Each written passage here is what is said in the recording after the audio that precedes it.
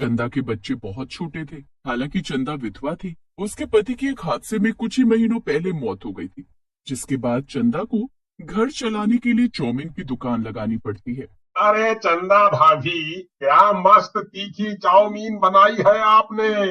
खाकर तो जुबान से भी तीखापन नहीं जाए। आहा, मुझे तो ऐसी ही तीखी चीजों की तलाश रहती है। और गांव में जब से आपने चाउमीन की दुकान लगाई है, तब से मेरी तलाश तो समझो पूरी हुई। मेरे चाउमीन का यही तो स्वाद है, तीखापन। वरना ना जाने गांव में कितने चाउमीन बर्गर पिज्जा की दुकान है, लेकिन मेरे चाउमीन में खास बात यही है कि वो मसालेदार और तीखी होती है।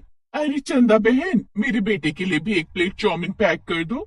वो तो आपकी चाउमीन खाए बिना एक दिन नहीं बीतता। ना जाने आपने भी बच्चों को क्या ही आदत लगा दी है। ये तो आप लोगों का प्यार है जो मेरे हाथों की बनी चाउमीन की तरफ खींचा चला आता है। चंदा की चाउमीन की दुकान अच्छी खासी चल रही थी। चंदा बहुत सफाई से चाउमीन बनाती भी और बहुत सफाई से लोगों को चाउमीन परोसती भी थी। लेकिन चंदा की तरक्की उसकी पड़ोसन झुमरी को काफी दिनों से बर्दाश्त नहीं हो रही थी।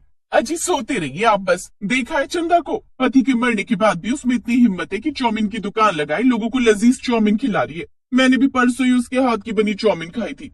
अब तक उसका स्वाद नहीं भुला पाई हूँ। अरे तो क्या करूं मैं, सोने दो मुझे। वैसे किसी ने सच ही कहा है, एक औरत की दुश्मन होती है। और इस कहावत को आज सच होते हुए भी देख रहा हूँ। एक तो वो बेचारी विधवा हो गई है, ऊपर से मेहनत कर रही है, तो तुम्हें जलन क्यों हो रही है। राम रे राम, कैसा पति दिया है भगवान आपने। साथ देने की वजह का मुझे ही उल्टा सुना रहा है। छोड़ो, तुमसे ना होगा कुछ, जो करना है मैं ही करूंगी। इतना कहकर झुमरी अपने काम में लग जाती है। चंदा हर दिन की तरह चाउमीन की दुकान लगाती है और देर शाम होते ही घर चली आती। एक रोज चंदा चाउमीन की दुकान लगाई रही होती है, तभी वहां झुमरी पहुंचती है। क्या बात है चंदा बहन, तुम तो अभी दुकान लगा ही रही हो और ग्राहकों को देखो, पहले से तुम्हारे हाथों के बने चाउमीन का इंतजार कर रहे हैं। बिल्कुल बिल्कुल, मेरे हाथों के बने चाउमीन में आखिर है ही इतना स्वाद। बहुत अच्छी बात है। मैंने भी बहुत तारीफ सुनी है तुम्हारे हाथों के बने तीखे चाउमीन की। चलो आज मैंने भी सोचा कि तुम्हारे हाथों की चाउमीन खाई जाए। चंदा दुकान लगाकर चाउमीन बनाने में लग जाती है। कुछ देर बाद चंदा झुमरी और उसके छोटे बेटे के लिए 2 प्लेट चाउमीन लेकर आती है, जिसे दोनों खाने लगते हैं। अरे बाप रे, कितना तीखा है, लेकिन ऐसा ही तीखापन खाने में मजा आता है। झुमरी चाउमीन खाई रही होती है कि तभी अचानक से झुमरी अपने हाथ में लिए चाउमीन का प्लेट नीचे फेंक देती है। अरे बाप रे, चाउमीन में तो सिर्फ बाल ही बाल है, देखो जरा। वहां मौजूद 2 लोग और चाउमीन में बाल निकलने का दावा करते हैं और इस बात पर काफी बहस होने लगती है। मेरे चाउमीन में तो 2 दिन पहले भी बाल निकला था, लेकिन मैंने कुछ बोला नहीं, ये सोचकर कि बेचारी विधवा है, अपने बच्चों के लिए चाउमीन की दुकान लगाती है और इतनी मेहनत करती है। लेकिन आज तो हद हो गई। मैं तो कहती हूँ इसकी चाउमीन की दुकान बंद करवा देनी चाहिए और इसके जो ये लंबे लंबे बाल है ना, उसे भी कटवा देना चाहिए। अरे नहीं नहीं, मैं बहुत सफाई से चाउमीन बनाती हूँ। लो, कर लो बात। एक तो चोरी, ऊपर से सीना जोड़ी, ये तो सरासर गलत है। अरे तुम लोग देखते क्या हो, बाकी बनी चाउमीन फेंक दो, वरना ये चाउमीन खाकर गांव के लोग बीमार हो जाएंगे, बीमार। झुमरी की बात सुनकर वहां मौजूद लोग चंदा की दुकान में तोड़फोड़ मचाने लगते हैं। चाउमीन फेंक देते हैं, ठेला पलट देते हैं। झुमरी ये सब देखकर खुश हो रही थी। वहीं चंदा लोगों से विनती कर रही थी कि वो ऐसा ना करे, लेकिन गांव वाले किसी की नहीं सुनते। वो झुमरी की बातों में आकर चंदा की दुकान तोड़ देते हैं। तभी वहां गांव की कई सारी औरतें आती हैं और उस तरह लेकर चंदा के सर के बाल हटा देती हैं। चंदा अब गंजी हो चुकी थी। तुम लोगों ने जो किया है वो बहुत गलत किया है। मैं बहुत सफाई से चाउमीन बनाती थी, मुझे फंसाया गया है।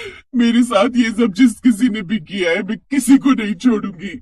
एक तो चंदा की चाउमीन की दुकान तोड़ दी जाती है, दूसरी तरफ चंदा के बाल हटा दिए जाते हैं। चंदा पूरी तरह गंजी। चंदा के बच्चों को भी गांव के लोग उल्टा सीधा बोलते हैं। चंदा के पास अब कोई रास्ता नहीं था। वो गांव के लोगों से खाना मांगने को मजबूर थी, लेकिन गांव के लोग उसे खाना अनाज कुछ नहीं देते। कुछ दिनों बाद चंदा बीमार पड़ जाती है।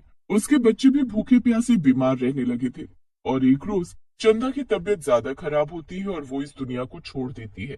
जो भी हुआ बहुत बुरा हुआ, लेकिन होनी को कौन रोक सकता है। अब इन बच्चों को अनाथालय में रखाना चाहिए। झुमरी बिल्कुल ठीक कह रही है। चंदा बहन तो रही नहीं और उनके बच्चों को कौन सहारा देगा, इसीलिए हमें उन्हें अनाथालय में रखाना चाहिए। भगवान चंदा बहन की आत्मा को शांति दे। गांव वाले ऐसा ही करते हैं क्योंकि किसी को भी चंदा के जाने और चंदा के बच्चों के अनाथ हो जाने का गम नहीं होता। सभी अपनी जिंदगी में व्यस्त थे और इस बात को करीब 4 महीने बीत जाते हैं और एक रोज सुबह के समय गांव वाले उस वक्त दंग रह जाते हैं जब गांव के ललन की लाश गांव के बीचों बीच मिलती है। अरे बाप रे, कितनी बेरहमी से मारा गया है इसे। आंखें ऐसे लाल है जैसे आंखों में लाल मिर्च डाल दी गई हो। कहीं ये सब चंदा की आत्मा ने तो नहीं किया? गांव वालों ने उसे गंजा कर दिया था और ये आंख लाल और जुबान से बाहर निकली हुई है जैसे से कुछ तीखा खिलाया गया हो। बिल्कुल सही कहा झुमरी तुमने। लगता है चंदा बहन अपना बदला लेने आ गई है। हे भगवान, मैं तो इन सब में बिल्कुल शामिल नहीं था। अच्छा हुआ जो आपने मुझे आलसी बनाया है और मैं सोता रह गया था। गांव के लोग घबरा जाते हैं। गांव के ललन को बुरी तरह मारा गया था और ये ललन वही था जिसने झुमरी के साथ मिलकर चंदा की दुकान तोड़वा दी थी और उसे गंजा भी करवाया था। हालांकि झुमरी तो डर चुकी थी। अब इस बात को 2 दिन बीत जाते हैं और 2 दिन बाद गांव के दूसरे व्यक्ति की मौत हो जाती है जो झुमरी के साथ मिला हुआ था। गांव में लोग अब बिल्कुल सुरक्षित नहीं है। हमें तांत्रिक के पास जाना होगा या फिर रात के समय घर से कोई ना निकले। लेकिन चंदा बदला किस बात का ले रही है? उसने तो गलती की थी, उसकी सजा उसे मिली थी। शायद हमारा सजा देने का तरीका गलत हो सकता है, इसकी वजह से वो हमें परेशान कर रही है। हमें तांत्रिक बाबा के पास चलकर एक रक्षा सूत्र बंधन ले आते हैं ताकि हमसे चंदा की आत्मा या उसकी चुड़ैल दूर रहे। वरना मुझे तो इन लोगों को देखकर ऐसा लग रहा है कि वो बेरहमी से लोगों को मार रही है। फिर तो तीसरा नंबर झुमरी का होना चाहिए।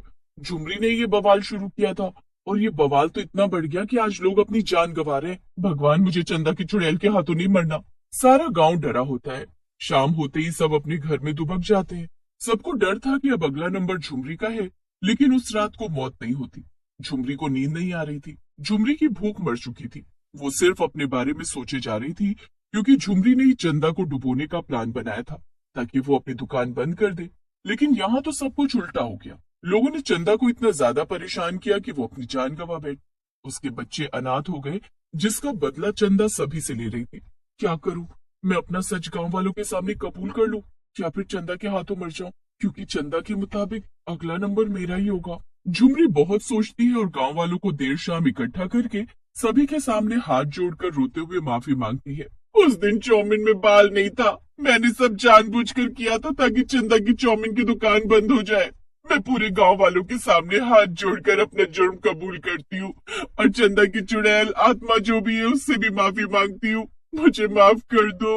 इसका मतलब तुमने ये सब जानबूझ कर किया और अपने मरने के डर से तुम अब लोगों के सामने सच कबूल रही हो, लेकिन बहुत देर हो चुकी है। एक औरत की आत्मा, वो भी जवान औरत जो अचानक मृत्यु को प्राप्त हो गई हो, वो अपना बदला लेकर रहती है। अगर तुम्हें चंदा की चुड़ैल या आत्मा से खुद को बचाना है तो तांत्रिक बाबा का सहारा लो और पूजा पाठ से ही इसका हल निकल सकता है, क्योंकि उसकी आत्मा को अभी मुक्ति नहीं मिली है। गांव के लोग और झुमरी सभी एक पहुंचे हुए ज्ञानी तांत्रिक बाबा के पास पहुंचते हैं और सारी कहानी कहते हैं।